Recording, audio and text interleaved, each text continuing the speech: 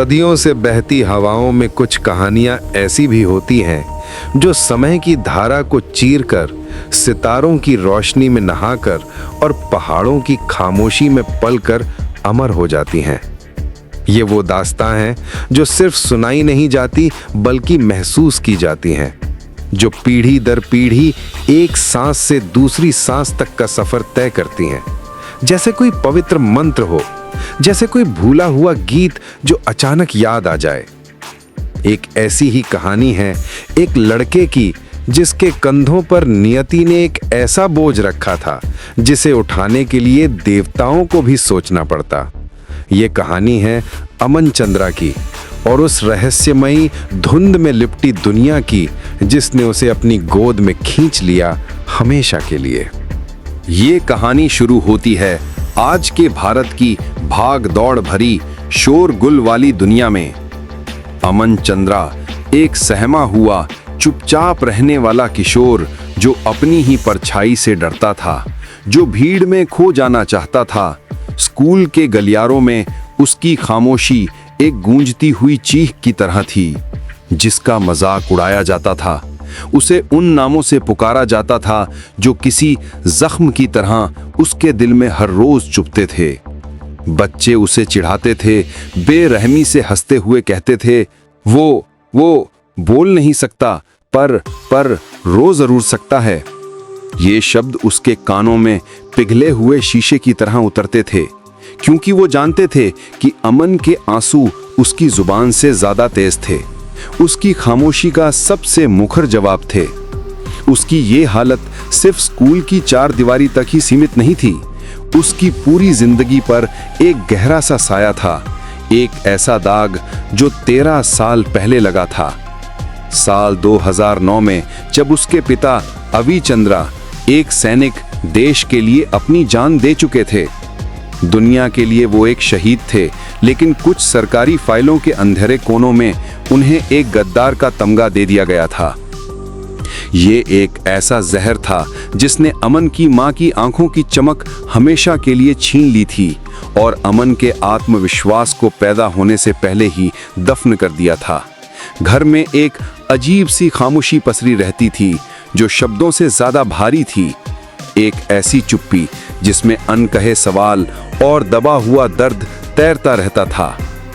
उसकी मां अक्सर उससे कहती थी, उसकी आवाज में एक दबी हुई पीड़ा होती थी, अवी चंद्रा गद्दार नहीं थे, पता नहीं सेना ने ऐसा क्यों कहा।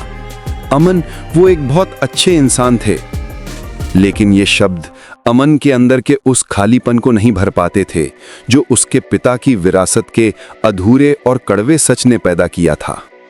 एक दिन उसकी जिंदगी ने एक ऐसा मोड़ लिया जिसकी उसने कभी कल्पना भी नहीं की थी।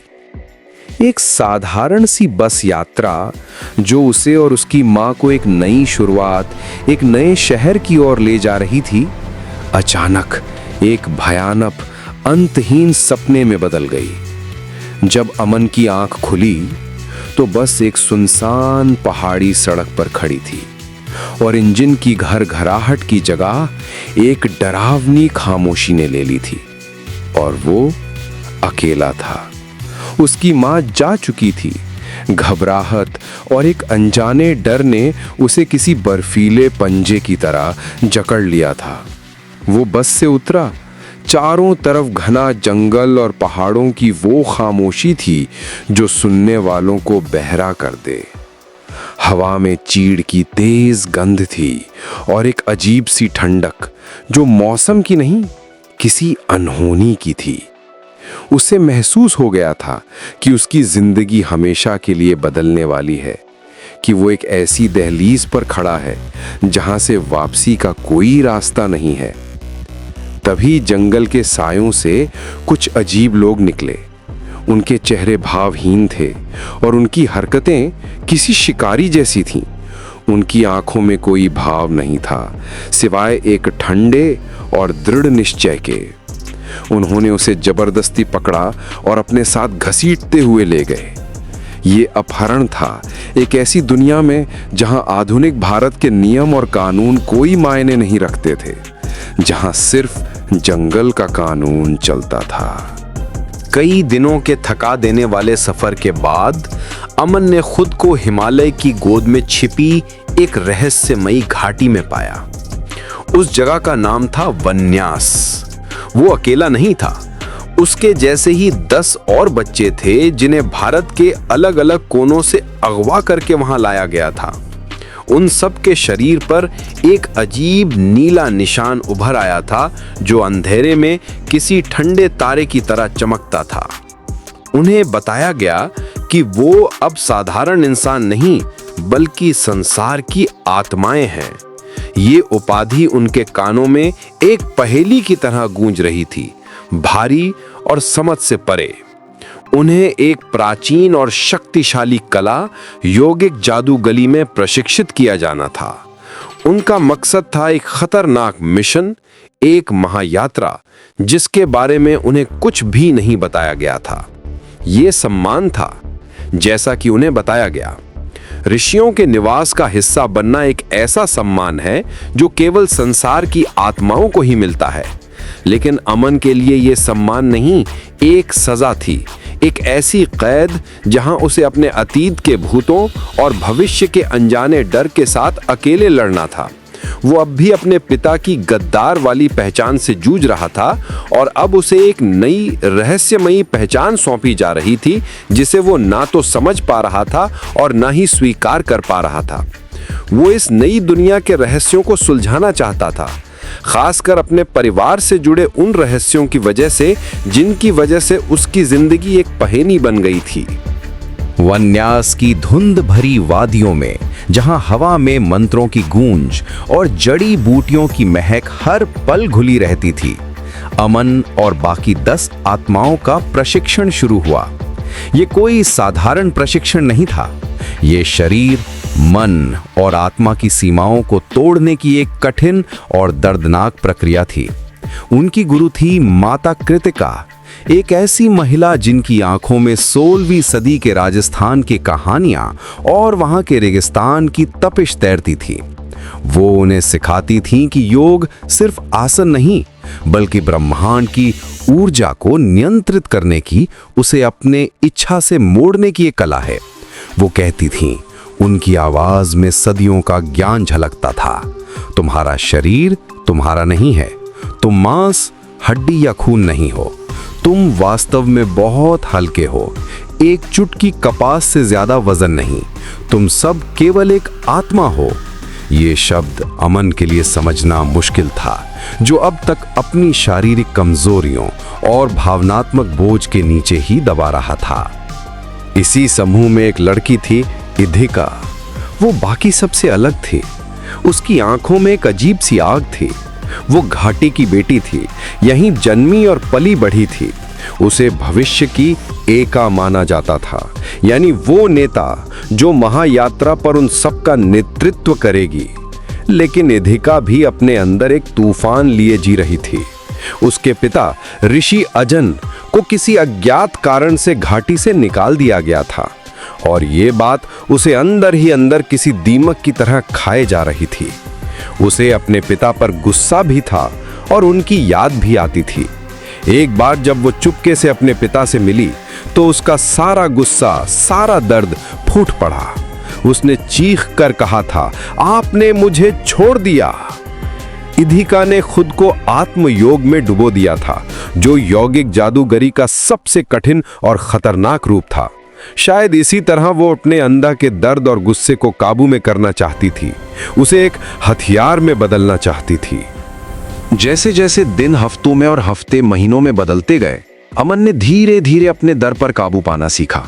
उसने इधिका और एक और शांत स्वभाव की लड़की फायजा के साथ एक गहरा अनकहा रिश्ता बनाया। लेकिन वन्यासियों में सब कुछ वैसा नहीं था जैसा ऊपर से दिखता था। घाटी का नेतृत्व एक अजीब 4 फुट के व्यक्ति के हाथों में था, जिसका नाम सनक था। सनक खुद को ऋषियों का दूत बताता था, लेकिन उसकी आंखों में एक ऐसी चालाकी थी जिसे अमन महसूस कर सकता था, एक ऐसी ठंडक जो किसी भी भरोसे को जमा दे। उसकी मुस्कान कभी उसकी आंखों तक नहीं पहुंचती थी। सनक ही वन्यासियों को नियंत्रित करता था और घाटी के सबसे पवित्र और शक्तिशाली पदार्थ यानी मधु के भंडार पर भी उसी का कब्जा था। मधु एक दिव्य अमृत था जो वन्यासियों को लंबी आयु और असाधारण शक्ति प्रदान करता था। ये घाटी के जीवन का स्रोत था। अमन और उसके दोस्तों को जल्द ही एहसास होने लगा कि सनक उन सबसे कुछ बहुत बड़ा छिपा रहा है। वो उन्हें अपनी मर्जी से किसी कठपुतली की तरह नचा रहा था और मधु का इस्तेमाल अपनी ताकत बढ़ाने के लिए कर रहा था। अमन के अंदर का संघर्ष और भी गहरा हो गया। एक तरफ उसे अपने पिता की सच्चाई का पता लगाना था और दूसरी तरफ उसे इस नई जिम्मेदारी का बोझ उठाना था जो उस पर थोप दी गई थी। वो खुद को हीरो नहीं मानता था। वो अक्सर मन ही मन सोचता, मुझ पर अपनी उम्मीदें मत रखो, मैं कभी हीरो नहीं था और आज भी नहीं बनने वाला। लेकिन नियति ने उसके लिए कुछ और ही सोच रखा था। घाटी की हालत दिन ब दिन बिगड़ती जा रही थी। हर गुजरते दिन के साथ जब तक कोई एका नहीं चुना जाता, वन्यास की शक्ति कम होती जा रही थी। ये बात हवा में महसूस की जा सकती थी, मुरझाते हुए फूलों की खुशबू में और सूखते हुए झरनों के मौन संगीत में। घाटी की ऊर्जा धीमी पड़ रही थी, जैसे कोई दीपक बुझने से पहले टिमटिमा रहा हो। आत्माओं को कई कठिन और जानलेवा परीक्षणों से गुजरना पड़ा। उन्होंने पौराणिक जीवों का सामना किया, अपनी वफादारी की परीक्षा दी और अपने अंदर के राक्षसों से लड़े। एक घटना ने सबको अंदर तक हिलाकर रख दिया। समूह के 2 सदस्य भाई बहन उज्जवल और पृथ्वी पर एक विशाल बाज ने हमला कर दिया। इससे पहले कि कोई कुछ समझ पाता, बाज पृथ्वी को अपने पंजों में दबोचकर आसमान में ओझल हो गया। उज्जवल का दिल टूट गया। वो अपनी बहन के लिए तड़पता रहा। उसकी आंखों में बेबसी और गुस्सा साफ दिखाई देता था। वो कई दिनों तक बस आसमान को घूरता रहा, जैसे उम्मीद कर रहा हो कि वो लौट आएगी। उसका दर्द इतना गहरा था कि वो शब्दों में बयां नहीं हो सकता था। ये घटना एक चेतावनी थी, एक खूनी संकेत कि आने वाला रास्ता कितना खतरनाक होने वाला था। महायात्रा सिर्फ एक सफर नहीं, बल्कि जीवन और मृत्यु का खेल था, और इस खेल के नियम सनक तय कर रहा था, जिसके असली इरादे किसी को नहीं पता थे। अमन को अपनी अंतरात्मा पर भरोसा करने की सलाह दी गई थी। जैसा कि एक ऋषि ने उससे कहा था कि अगले कुछ दिनों तक अपने मन की आवाज पर भरोसा करना, अपनी सहज प्रवृत्ति को हावी होने देना। और अमन की सहज प्रवृत्ति उससे चीख चीख कर बता रही थी कि सनक पर भरोसा करना सबसे बड़ी भूल होगी। आखिरकार महायात्रा का दिन आ ही गया। ये वो सफर था जिसके लिए उन्हें महीनों से तैयार किया जा रहा था। हर 10 साल में होने वाले स्थापना समारोह से पहले इस यात्रा का सफल होना जरूरी था, क्योंकि इसी यात्रा से वो पवित्र मधु वापस लाया जाना था, जो वन्यास के अस्तित्व के लिए सांसों की तरह जरूरी था। हवा में एक अजीब सी बेचैनी और उत्साह का मिला जुला एहसास था। 11 आत्माएं जो अब एक परिवार की तरह बन चुकी थीं, इस खतरनाक सफर पर निकल पड़ी। उन्होंने अपने पीछे मैदानी इलाकों की जिंदगी और अपनी पुरानी पहचान छोड़ दी थी। ये एक नई जिंदगी थी, एक नया जन्म, एक ऐसा रास्ता जिस पर चलने के बाद वे कभी पहले जैसे नहीं रह सकते थे। लेकिन ये सफर किसी भी तरह से आसान नहीं था। उन्हें पहाड़ों की बर्फीली चोटियों, घने और अंधेरे जंगलों और विश्वासघाती दर्रों से गुजरना था, जहां हर कदम पर मौत घात लगाए बैठी थी। रास्ते में उनका सामना उन शक्तियों से हुआ जो देवताओं और असुरों के बीच हुए उस महायुद्ध के समय से मौजूद थीं। एक ऐसा युद्ध जो 3 युगों तक चला था। एक भयानक लड़ाई में उन्होंने पृथ्वी को खो दिया। जिस बहन को उज्जवल ने एक बार बांस के चंगुल से बचाया था, वो अब हमेशा के लिए चली गई थी। उज्जवल का दुख असहनीय था, वो टूट चुका था। वो आसमान की तरफ देखकर चीखा। उसकी आवाज पहाड़ों से टकराकर गूंज रही थी। पृथ्वी ने ऐसा क्या किया था जो उसे ये सजा मिली? इस लड़ाई ने उन सबको तोड़कर रख दिया था। 11 में से अब सिर्फ 7 आत्माएं बची थीं। हर मौत उनके हौसले पर एक भारी पत्थर की तरह गिर रही थी, उनके संकल्प को कमजोर कर रही थी और उनके दिलों में शक के बीज बो रही थी। इसी उथल पुथल, मातम और निराशा के बीच अमन के अंदर कुछ बदल रहा था। उसे अपने पिता की बातें याद आ रही थीं। उनकी अधूरी डायरी के पन्ने उसके जहन में घूम रहे थे और उसे उन पहेलियों के जवाब मिलने लगे थे जो उसे सालों से परेशान कर रही थीं। उसे एहसास हुआ कि उसके पिता गद्दार नहीं थे, बल्कि उन्होंने भी किसी ऐसे ही गहरे रहस्य को उजागर करने की कोशिश की थी और इसी कोशिश में अपनी जान गंवा दी थी। एक रात जब वो अकेला बैठा था, उसे एक दिव्य अनुभूति हुई। स्वर्ग के राजा भगवान इंद्र ने उससे संपर्क किया। उन्होंने अमन को उसका असली सच बताया। वो कोई साधारण लड़का नहीं था, वो ही असली एका था, वो नेता जिसकी वन्यास को सदियों से प्रतीक्षा थी। यह ज्ञान एक बिजली की तरह उस पर गिरा, एक ऐसा सच जो उसके अस्तित्व की नींव को हिला गया। उसे समझ आया कि उसके पिता की विरासत कोई शर्मिंदगी का बोझ नहीं, बल्कि एक मशाल थी जिसे अब उसे आगे ले जाना था। ठीक इसी समय सनक का असली घिनौना चेहरा भी सबके सामने आ गया। उसने महायात्रा को जानबूझकर एक खतरनाक और गलत रास्ते पर धकेला था, ताकि ज्यादातर आत्माएं मारी जाएं और कोई भी उसकी सत्ता को चुनौती देने के लिए जिंदा न बचे। मधु का असली भंडार उसी के पास था और वो उसे वन्यास को लौटाने का कोई इरादा नहीं रखता था। ये एक ऐसा धोखा था जिसने बची हुई आत्माओं को अंदर तक झंझोर कर रख दिया था। उन्हें एहसास हुआ कि उनका असली दुश्मन बाहर के राक्षस नहीं, बल्कि उनके बीच का ही एक व्यक्ति था, उनका अपना मार्गदर्शक, जिसने उनके भरोसे का गला घोंट दिया था। अब अमन एक ऐसे मोड़ पर खड़ा था जहां उसे अपनी जिंदगी का सबसे बड़ा और सबसे कठिन फैसला लेना था। एक तरफ उसकी अपनी सुरक्षा थी और दूसरी तरफ घाटी का भविष्य और उसके दोस्तों की जान दांव पर लगी थी। सनक ने मधु को एक ऐसी जगह छिपा दिया था जहां पहुंचना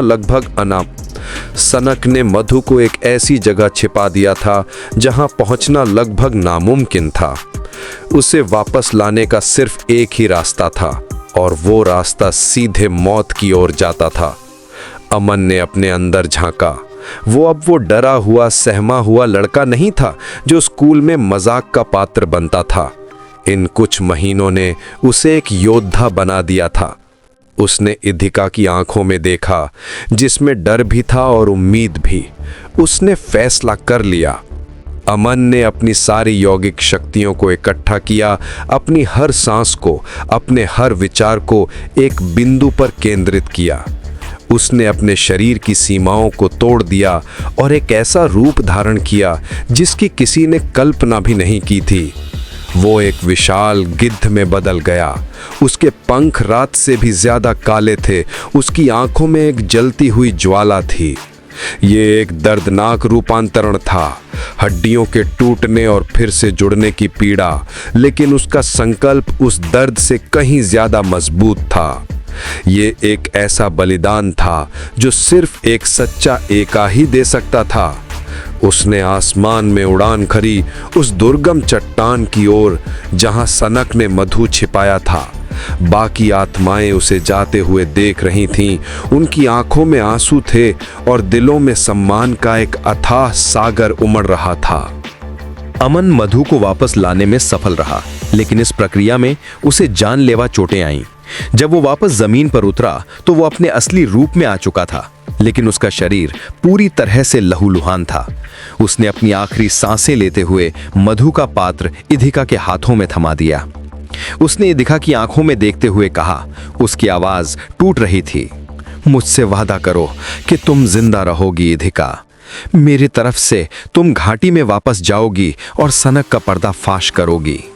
ये उसके आखिरी शब्द थे। उसकी आत्मा ने शरीर छोड़ दिया और उसे आध्यात्मिक मुक्ति मिल गई। उसका बलिदान व्यर्थ नहीं गया था। उसने अपने लोगों को, अपने परिवार को बचा लिया था। अमन की मृत्यु ने बची हुई आत्माओं को एक नए और अटूट संकल्प से भर दिया।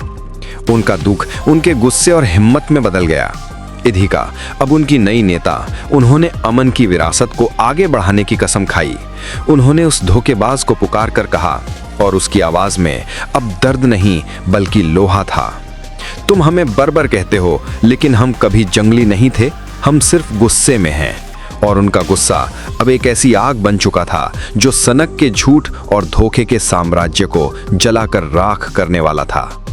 उन्होंने अमन का अंतिम संस्कार किया और वन्यास की ओर वापस चल पड़े। ये सफर अब सिर्फ वापसी का नहीं बल्कि न्याय का सफर था। वो जानते थे कि घाटी में पहुंचकर उन्हें सनक और उसके वफादारों से एक और शायद आखिरी लड़ाई लड़नी होगी, लेकिन अब वो डरे हुए नहीं थे। अमन के बलिदान ने उन्हें सिखा दिया था कि असली ताकत शारीरिक बल में नहीं बल्कि उन विकल्पों में होती है जो हम अपनी जिंदगी में चुनते हैं।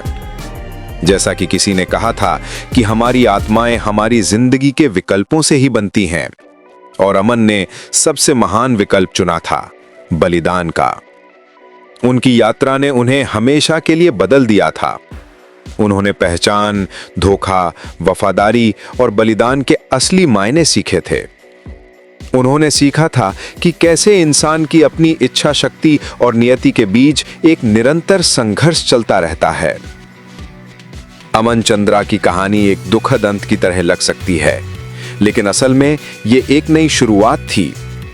उसकी राख से एक नई उम्मीद ने जन्म लिया था, जिसका नेतृत्व अब इधिका कर रही थी। वो और बाकी बची हुई आत्माएं वन्यास को सनक के चंगुल से आजाद कराने और अमन की कहानी को हमेशा के लिए अमर बनाने के लिए तैयार थे। ये संग्राम अभी खत्म नहीं हुआ था। असल में तो ये तो बस शुरू हुआ था, और अमन की कहानी अब उन अमर दास्तानों में से एक बन चुकी थी जो हमेशा हवाओं में गूंजती रहेगी।